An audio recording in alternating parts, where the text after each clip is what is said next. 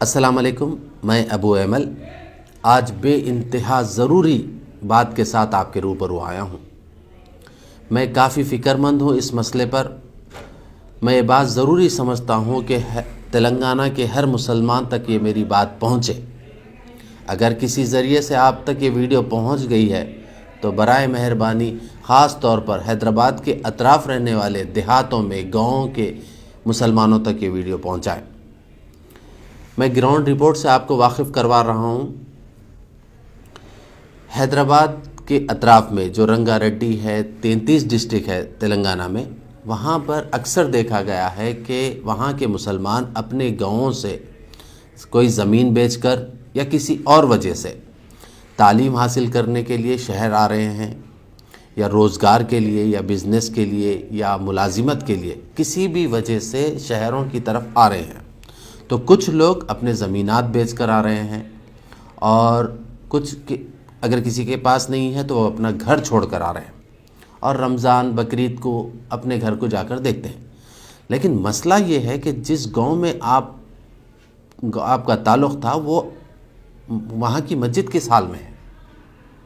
اکثر لوگ مجھے فون کر کے کہہ رہے ہیں کہ ہمارے گاؤں میں ایک مسجد ہے، بہت ہی کھنڈر بن چکی ہے، ویران ہے، غیر آباد ہے، کسی بھی وقت میں گر سکتی ہے۔ برسوں سے اس مسجد میں نماز ادا نہیں کی گئی۔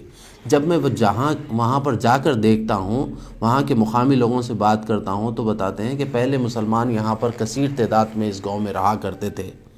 وہ آہستہ آہستہ اپنے زمینات بیچ کر یا بچوں کی تعلیم کے لیے حیدرآباد یا کسی دوسرے شہر شفٹ ہو گئے ہیں، جس کی وجہ سے یہاں پر مسجد میں نماز نہیں ہو رہی ہے، مسجد اس حال میں ہے۔ تو اس کی ذمہ داری کس کی ہے؟ برائے مہربانی شہر آنا کوئی بری بات نہیں، آئیے، ترقی کریے، بچوں کو تعلیم دلائیے، کسی بھی وجہ سے آپ شہروں میں شفٹ ہو سکتے ہیں، لیکن آپ کی ذمہ داری بنتی ہے کہ جس گاؤں سے آپ کا تعلق ہے وہاں کی مسجد کس حال میں ہے، یہ دیکھنا بھی تو آپ کی تو ذمہ داری بنتی ہے۔ میرے پاس 1 2 نہیں 100 سے زیادہ مسجدوں کے تصویریں ہیں، ویڈیوز ہیں، جو گاؤں کے ہیں، جو کھنڈر بن چکے ہیں۔ اب دیکھیں، حیدرآباد سے زیادہ دور نہیں ہے معین آباد سے ایک اندر مین روڈ سے قریب 3-4 کلومیٹر کے فاصلے پر ایک چھوٹا سا گاؤں ہے، کچھ ہی مسلمان رہتے ہیں، وہاں پر کی یہ مسجد ہے، کھنڈر بن چکی ہے۔ آدی بٹلہ، یہ بھی زیادہ دور نہیں، قریب میرے خیال سے 30 سے 35 کلومیٹر ہوگا حیدرآباد سے، چھوٹا سا گاؤں، وہاں کی مسجد ہے۔ نادر گل، پدہ شاہپور، شاد نگر سے پہلے، سرسلم روڈ، باٹا سنگارام، بدنگ پیٹ، چلکور گاؤں، ملاپور گاؤں، اس طرح سے یہ تو 100 ہے۔ اگر میں اس پر تفصیل سے ویڈیو بنانے لگوں تو کافی دیر ہو جائے گی۔ اس طرح کے مسجدوں کے فوٹوز ہیں میرے پاس، ریکارڈ کے ساتھ ہے، یہ پورے گاؤں کے مسجدوں کے ہیں۔ تو آپ سے گزارش ہے، آپ کس شہر میں بھی ہوں گے، آپ کو کتنی بھی مصروفیت ہوگی، مہینے میں کم سے کم 1 مرتبہ جا کر اپنی گاؤں کی مسجد کا حال دیکھیں کہ وہ کس حال میں ہے۔ کچھ مسجدوں کا تو یہ حال ہے کہ پوری مسجد زمین کے برابر ہو گئی ہے، گر چکی ہے، صرف ایک مینار باقی رہ گئی ہے۔ وقار آباد اور چیولڈے کے درمیان میں ایک گاؤں ہے چھوٹا سا، وہاں پر صرف ایک مینار باقی رہ گئی۔ تو وقف بورڈ پر ہم بھروسہ نہ کریں، نہ حکومت پر بھروسہ کریں۔ آپ کی ذمہ داری، آپ کا گاؤں ہے، آپ نے وہاں پر پیدا ہوئے، وہاں پر پلے بڑھے، وہاں پر مسجدوں میں نماز ادا کی، وہاں پر عربی تعلیم حاصل کری، کسی بھی وجہ سے آپ حیدرآباد آ گئے ہوں، لیکن آپ کا حق بنتا ہے، آپ پر فرض ہے کہ آپ اپنے گاؤں کی مسجدوں کا خیال رکھیں، اس کی داغدوزی کریں، مہینے میں 1 مرتبہ جا کر دیکھیں، ہو سکا تو امام مؤذن کا انتظام کرو۔ تلنگانہ گورنمنٹ 5000 روپے وظیفہ دے رہی ہے، اور کچھ پیسے آپ ڈال کر دیجئے، 5000 سے تو گزر بسر نہیں ہوتا۔ میں آپ کے سامنے ایک مثال دیتا ہوں۔ ہم چیولڈے کے قریب ایک مسجد کو آباد کرے جو برسوں سے غیر آباد تھی. آج اللہ کے فضل سے وہاں پر 5 وقت کی نماز ادا کی جاتی ہے، عربی تعلیم کا انتظام کیا گیا ہے گاؤں کے لوگوں کے لیے. تو وہاں پر کے گاؤں کے لوگوں نے جب ہم آباد کرنے کے لیے گئے تو خوشی کا کوئی ٹھکانہ نہیں تھا غیر مسلم ہمارے ہندو بھائیوں میں. انہوں نے کہا کہ ہمارے گاؤں سے برکت چلے گئی ہے جب سے مسجد سے اذان بند ہو گئی. جب ہم مسجد کو آباد کرنے کے لیے کام شروع کرے تو وہاں کے سرپنچ پانڈو رنگا ریڈی صاحب جو TRS کے سرپنچ ہیں، انہوں نے کہا کہ ہر طرح سے میں تعاون کرنے کے لیے تیار ہوں، اس مسجد کو آباد کریں، اور یہ شرط رکھی کہ لاؤڈ اسپیکر میں لگاؤں گا. تو میں نے کہا کہ مسجد ہم پوری بنا رہے ہیں تو اسپیکر بھی لگا دیں گے. نہیں، یہ نیک کام تو میرے پیسے سے ہوگا.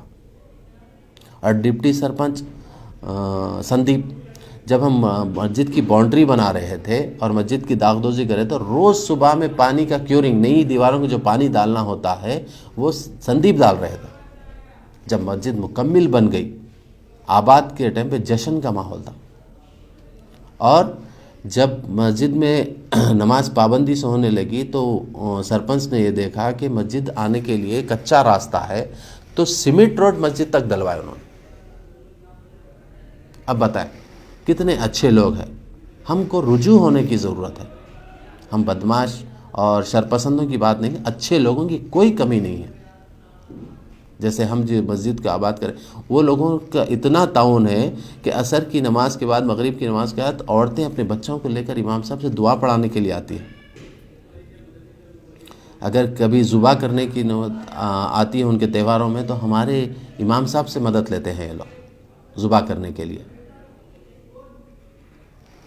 اب تک ہم نے 44 مسجدوں کو آباد کیا، کبھی بھی کسی کی جگہ پر گاؤں میں کوئی تکلیف نہیں ہے. ان کے تعاون سے، ہمارے ہندو بھائیوں کے سپورٹ سے مسجدوں کو آباد کیا گیا. تو ہماری ذمہ داری بنتی، ہم مسجدوں کو غیر آباد کر رہے ہیں. جب ہم جو مسجد کو آباد کرے، جب سرپنچ صاحب گاؤں کے ہر فرد میں خوشی کی لہر تھی، تو ہمارا بھی فرض بنا. ہم نے تمام گاؤں کے اسکول کے جانے والے، کالج جانے والے بچوں کے لیے school bags, books, medical camps کروایا. وہاں پر ہر گھر میں بلینکٹس تقسیم کیے. ہم سے جو ہو سکتا تھا کرے، کیونکہ وہ لوگ بھی تو اپنی طرف کتنی اچھی پہل کر رہے ہیں. تو اسی سے تو تعلقات گہرے اور مضبوط ہوتے رہیں گے.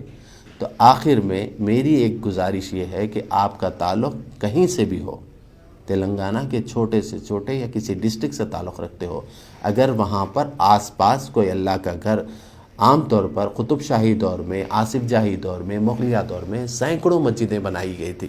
یہ جو مسجدوں کی آپ تصویریں دیکھ رہے ہیں، یہ پورے 300 سال، 400 سال، 200 سال پرانی مسجدوں کے فوٹوز ہیں. یہ جو دیکھ رہے ہیں، تو وہ مسجدوں کی دیکھ بھال کرنا پڑتا ہے، ورنہ وہ کمزور ہو کے گر جائیں گی.